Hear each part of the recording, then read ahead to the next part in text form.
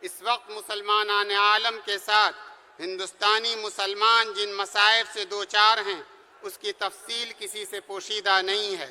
ظلم کی بالادستی، آئین کی خلاف ورزی، انسانیت کی پشمردگی، اس وطن میں رہنے والے ہر ایک شخص کی سے یہ فریاد کناں ہے کہ وہ اس چمن کو ظلم کی گرفت سے بچانے میں تعاون پیش کرے۔ جب ہی ہر مذہب کی نسل کو اس گلستاں کا موسم بہار دیکھنے کا موقع مل سکتا ہے۔ ہندوستان کے موجودہ حالات بڑے تشویشناک ہو گئے ہیں۔ فسطائی طاقتیں مستقل مسلمانوں کے خلاف کام کر رہی ہیں اور کھلم کھلا اپنے عزائم کا اظہار کر رہی ہیں۔ دستور ہند کو ہٹا کر اپنے نظریات کے مطابق نیا فسطائی دستور لانے کی کوششیں ہو رہی ہیں۔ اوقاف کا خاص تعلق اسلامی شریعت سے ہے۔ وقف کی چیزیں، جائیداد، مساجد، مدارس اور خانقاہیں سب اللہ تعالیٰ کی ملکیت میں ہوتی ہیں۔ اس سے مسلمانوں کے بہت سے کام ہوتے ہیں۔ اس کے لیے قائم وقف بورڈ کو حکومت مسلمانوں کے ہاتھوں سے نکال کر مکمل طور سے اس کی حیثیت کو ختم کرنا چاہتی ہے۔ مختلف طریقے سے مدارس اسلامیہ کو ختم کرنے کی سازشیں کر رہی ہے اور اس جیسے متعدد اسلام اور مسلمانوں کے خلاف کام حکومت کی پشت پناہی سے فرقہ پرست تنظیمیں کر رہی ہیں۔ ایسی صورتحال میں مسلمانان ہند کی نگاہیں اپنی خدمات کی عظیم تاریخ رکھنے والی جماعت جمعیت علماء ہند کی طرف اٹھتی ہیں۔ الحمدللہ جمعیت علماء ہند مسلمانان ہند کے لیے آج بھی جدوجہد اور کوششوں میں مصروف ہے۔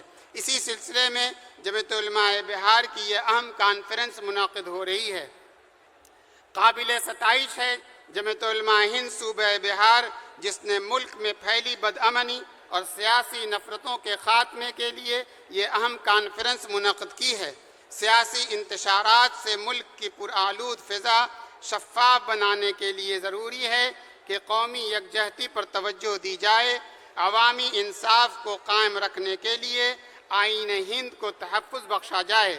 مسلمانوں کے ساتھ تمام برادران وطن کو اس بات پر متفق کیا جائے کہ سیاسی اختلافات سے متاثر ہو کر وطن عزیز کو برباد کرنے والے آئینی حیثیت سے محض مجرم ہی نہیں بلکہ بدترین لوگ ہیں۔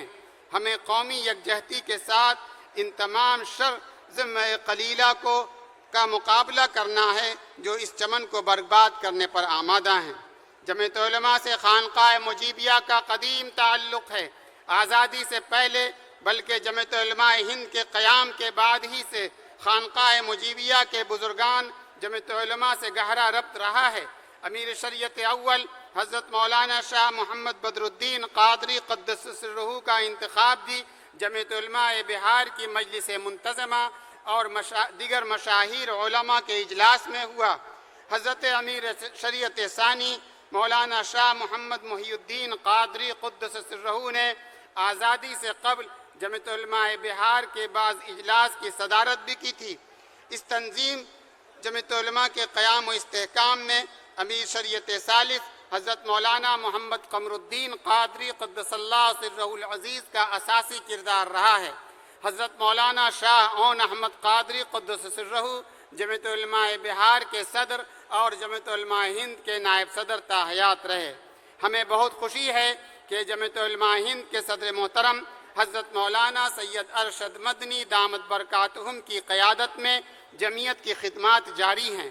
خصوصاً سال ہا سال سے جیل میں قید بے گناہ مسلمانوں کو عدالت کے ذریعے رہا کرانا اور آسام کے مسلمانوں کو سپریم کورٹ کے ذریعے غیر ملکی قرار دیے جانے سے بچانا، جو کام دوسری تنظیمیں نہیں کر پا رہی ہیں، ان کی آواز کا حکومت کے ایوان میں اثر ہوتا ہے۔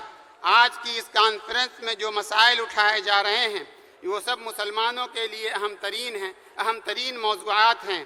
وقف بل کا معاملہ، یکساں سول کوڈ کی مخالفت، آئین ہند کی حفاظت، مدارس اسلامیہ کی حفاظت، سرکار دو عالم صلی اللہ علیہ وسلم جن کے نام نامی پر ہم اپنی جانیں قربان کر دیتے ہیں، ان کی شان میں گستاخی کا معاملہ، ان سب مسائل پر ہم جمعیت علماء ہند کے موقف کی تائید و حمایت کرتے ہیں۔ اللہ تعالی ہم سبوں کو اپنی راہ ہدایت پر قائم رکھے اور مسلمانوں کی حفاظت فرمائے۔ جمعیت علماء ہند کا یہ اقدام یقیناً باعث امتنان ہے کہ وہ اس مشکل وقت میں زمینی سطح پر کام کر رہی ہے اور لوگوں میں بھائی چارگی بڑھانے، قومی احساسات کو بیدار کرنے کے لیے کمر بستہ ہے۔ اس سلسلے میں صوبہ بہار کی جمعیت علماء کا یہ اہم اجلاس ایک بہترین قدم ہے۔